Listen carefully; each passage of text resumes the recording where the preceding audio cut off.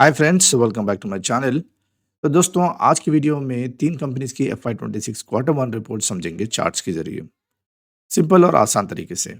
एक dairy brand जो south India में छाया हुआ है, एक इलेक्ट्रिकल जायंट जिसका समर परफॉर्मेंस सबको शॉक कर गया और एक लॉजिस्टिक्स कंपनी जिसका रेवेन्यू तो भागा लेकिन प्रॉफिट उल्टा भागा। ये वीडियो आपके लिए एक कॉम्पैक्ट पैकेज है। सेल्स, प्रॉफिट, ईपीएस और फ्यूचर सिग्नल्स सब कुछ 5 मिनट में समझेंगे। चलिए शुरू करते हैं डुडला डेयरी से। क्वार्टर 1 एफवाई 26 में डुडला डेयरी ने 1000 करोड़ का रेवेन्यू पोस्ट किया है। 10% ईयर ऑन ईयर का सॉलिड ग्रोथ दिखाया है। ये तो अच्छा लग रहा है, लेकिन एबिटा 105 करोड़ से घटकर 82.5 करोड़ रह गया। एक 21% का ड्रॉप। नेट प्रॉफिट भी हल्का सा स्लिप किया है, 60 टू 9.9 करोड़ और ईपीएस अब है 10.42। सोचने वाली बात यह है कि सेल्स स्ट्रांग रही, लेकिन इनपुट कॉस्ट जैसे रॉ मिल्क, ट्रांसपोर्टेशन और एनर्जी ने मार्जिन्स को काट दिया। फिर भी एक पॉजिटिव पॉइंट है, कंपनी प्रॉफिटेबल है और ईपीएस डबल डिजिट में बना हुआ है, which means still investors friendly returns हैं।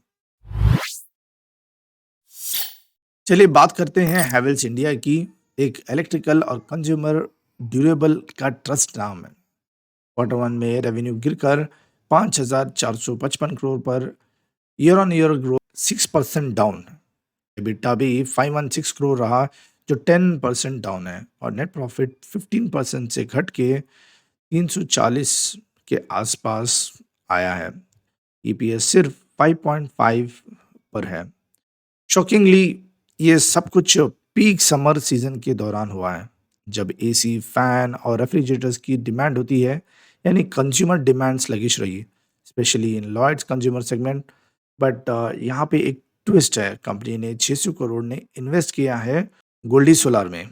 एक स्मार्ट बेट है, क्योंकि Havells already solar modules, cables और इन्वर्टर्स सेल करता है। अब स्ट्रैटेजिक पार्टनरशिप के साथ वो सोलार इकोसिस्टम में डेप्थ क्रिएट कर रहा है। अगली कहानी महिंद्रा लॉजिस्टिक्स की, जहां रेवेन्यू ग्रो हुआ है 1625, 14% का जंप ईयर ऑन ईयर। सुनने में अच्छा लगता है, लेकिन प्रॉब्लम ये है दोस्तों, एबिटा 76 करोड़ ही रहा और नेट लॉस बढ़कर 9.44 हो गया है। ईपीएस तो नेगेटिव में है, -1.5 पर share. Reason, high operating cost, driver shortages और वेयरहाउस कॉस्ट ने एंटायर मार्जिन को वाइप आउट कर दिया है। कंपनी ने 749 करोड़ का राइट्स इशू भी अनाउंस किया था, ताकि कैपिटल स्ट्रांग रहे और फ्यूचर ग्रोथ फंड हो सके। तो यस, टॉप लाइन ग्रोथ दिख रही है, लेकिन बॉटम लाइन काफ़ी डर रहा है। दोस्तों, ये रिजल्ट्स एक इम्पॉर्टेंट लर्निंग देती है, सिर्फ प्रॉफिट नहीं, बिजनेस डायरेक्शन भी समझना चाहिए। दूधला डेयरी सेल्स कंसिस्टेंट है, बट मार्जिन्स को मॉनिटर करना पड़ेगा। हैवेल्स शॉर्ट टर्म में सॉफ्टनेस ज़रूरी है, लेकिन सोलर वाला इन्वेस्टमेंट्स लॉन्ग टर्म ग्रोथ के लिए बहुत स्ट्रेटेजिक लगता है।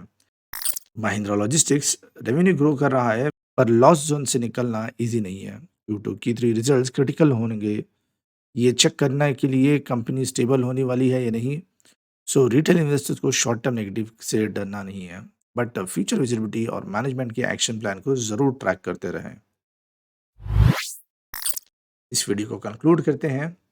तो ये 3 कंपनीज़ 3 अलग कहानियाँ सुना रही है। डुडा dairy stable demand, but raw material cost से फाइट चल रही है। Havells soft result, but solar की थ्रू अपने अगले 5 साल की ग्रोथ स्टोरी लिख रही है। महिंद्रा लॉजिस्टिक्स एक्सपेंशन रेडी है, बस मार्जिन कंट्रोल करना पड़ेगा। आपका क्या व्यू है इन तीनों कंपनीज पर? कौन सी स्टॉक अपनी वॉच लिस्ट में आएगी या आउट होगी? कमेंट सेक्शन में बताइए। अगर आपको ये वीडियो इन्फॉर्मेटिव लगा तो लाइक, शेयर और सब्सक्राइब ज़रूर करें। कमेंट्स में लिख के बताइए आपको कौन सी कंपनी का एनालिसिस देखना चाहते हैं नेक्स्ट। आज की वीडियो में इतना ही है। Thank you.